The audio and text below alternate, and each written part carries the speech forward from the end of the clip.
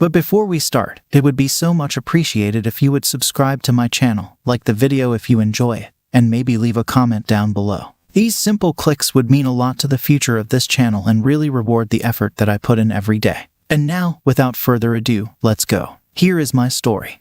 I caught my wife cheating a second time. I was married to my wife, Betty, for 6 years. I travel for work several times a year for training and support. I never had any reason to suspect her of cheating until last year. Then, I started seeing signs like her being out more, buying new clothes, and being overly protective of her phone. When I would ask her questions, she would give me vague and evasive answers. Also, our sex life wasn't as good as it used to be. I had a couple of conversations with her, and she assured me we were fine and that she was just focusing on improving herself. Still not satisfied, I cloned her iPhone to my iPad, and I was able to read her texts and emails, including a bunch she had tried to delete. It was so much worse than I thought. She was talking with several guys and had slept with most of them. I took screenshots of everything, including pictures they had traded. She was meeting them at our house when I was out of town on business. I spent a whole day at work just rereading everything and trying to make sense of it. I had another trip planned that month, and all I could think about was what was going to happen while I was gone. The next day, I made a plan to confront her, but I wanted more evidence so she couldn't deny it and say I was delusional. So, I rigged up 2 IP cameras, one in the living room and another in our bedroom, and hooked them to my NAS box. When I got back from my trip, I had more than I bargained for. She had 2 different guys over while I was gone, and what really floored me was seeing her enjoying acts with them that she never would do with me. I did a deep dive and found out all the personal info on the guy she was talking to. Both of the guys on the video are married. One is even a deacon at our church. I had another trip a week later, and got more videos with a third guy. I was home for about 3 weeks straight and kept a close watch on her, volunteering to go on errands with her and such. Then I told her I had to go to Phoenix on short notice, but would only be gone 2 to 3 nights. Sure enough, she set up a date while I was gone. So, I faked a trip to the airport and checked into a local hotel with the plan of showing up at the house 20 minutes before her date was supposed to show up. I got to the house and let myself in and found her getting ready. She was shocked to say the least. I showed her the videos and said I knew everything and we were done. She pleaded with me to stay and work things out. She promised to change and said how ashamed she was. I told her she would have to cut all contact with the guys she had hooked up with, and if anything like this ever happened again, I would be out the door. I said she needed to make a list of who she slept with and when. If she wasn't completely honest, I would know, and we were done. We also had to go to couples counseling to get to the root of why she cheated. In the meantime, I contacted her 3 affair partners in person and showed each of them a short video clip featuring them. I said they needed to block all contact with my wife, even so much as a text or call. I would find out and send those clips and text messages to their families, friends, and co-workers. We did the therapy, and things were better for almost a year. One thing I never told her was how I found out and that I could still read her texts and emails. Trust but verify. She started a conversation with a guy, trading nudes and sexting, falling back into her old habits. I set up another fake trip, and she set up another date at our house. This time, I waited down the street in a rental car and watched the guy walk into my house. I walked in on him in the bedroom with my cell phone recording. I started cursing and yelling at the top of my lungs. It scared both of them, and they jumped up. She was crying, and he was trying to get his pants back on. He ran out, and I went in to confront my wife. I told her we were done,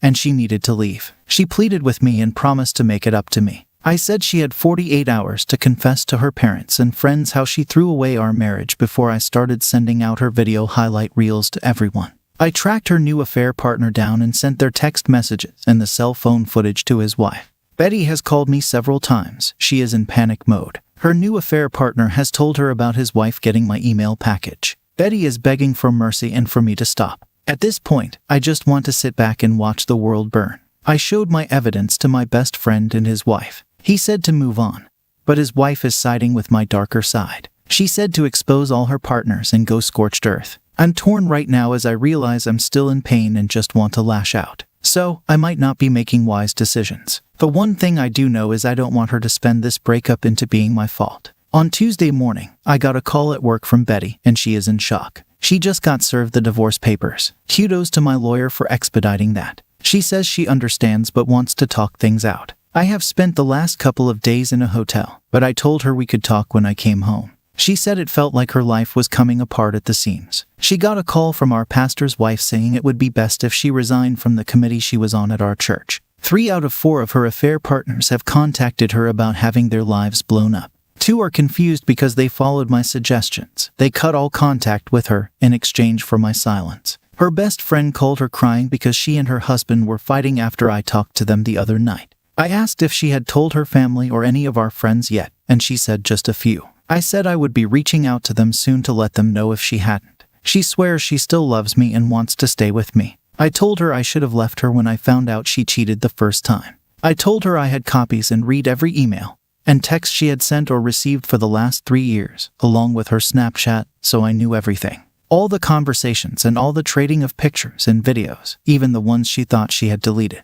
I said there is no way I could trust you, and without trust, there could be no future or love. The only thing left for us to do together is divorce and go our separate ways. Updates in the comments. I made my wife write out a timeline of who and when she cheated on me. Turns out there were 6 guys, 3 of whom she only saw once or twice. The first guy she hooked up with was one I got on tape.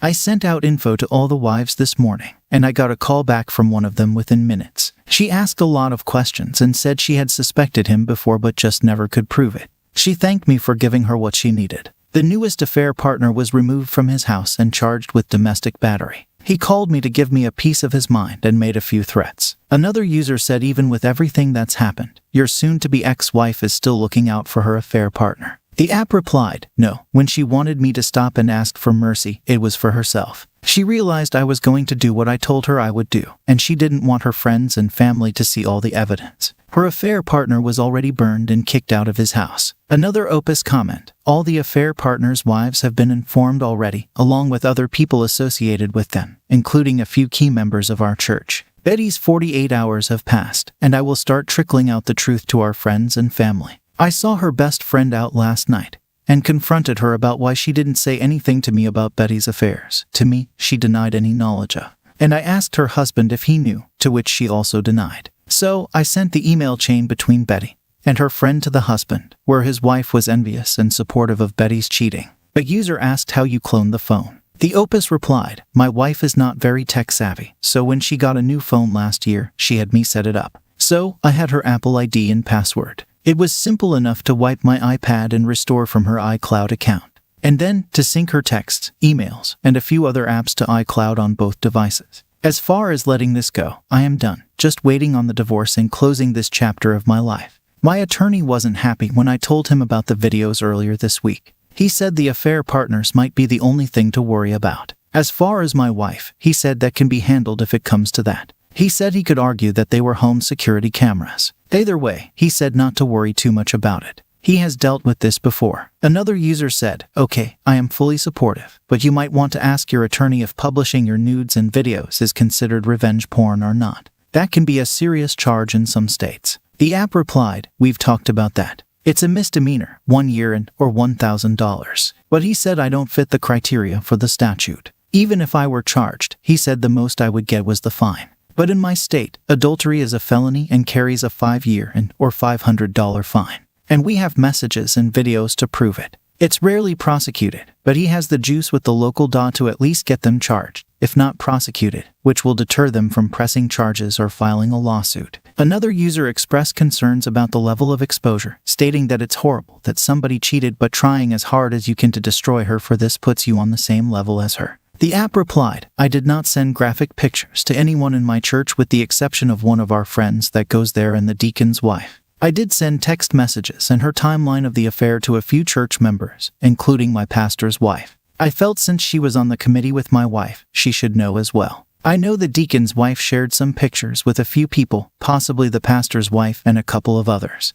But that is still my church. True, I have no desire to waste any more of my life with my future ex-wife. She destroyed my life not once but twice and lied to my face for at least 2 years. All I did was shine a bright light on her infidelity. I made nothing up nor exaggerated any fact. The only one guilty of destroying her life is her. I wasn't going to let her spin our divorce as something that was my fault. In answer to another user, the app stated the opposite. There used to be a time in the world when marriage vows meant something, and married couples were faithful to each other. Making everything public means controlling the narrative about the reasons for the divorce and keeping my wife from spinning it into me being the bad guy. Here, there was a time when I did love her, but the pain she inflicted negated that feeling. I didn't make up or exaggerate any of the details I spread. So, if she is humiliated by everyone knowing the decisions she made, maybe she should have made better decisions. As far as telling the other people who were cheated on, they deserve to know the truth, and that their health could be at risk or that their partner was sleeping with an adulteress. So, I am dealing with my house as I see fit, and I am informing those parties that I want to know the truth. I never sent the info I have to any minor, nor are there any kids involved in this debacle. She is the one that threw away the last 6 years of our life and hurt me not once but twice. So, why should she get to walk away from this without sharing some of the pain and responsibility for her actions? At the moment, this story is over. What do you think about this story? What are your tips for him? Let us know in the comments. That's the end of our episode for today. If you enjoyed these stories and want more, don't forget to hit the like button.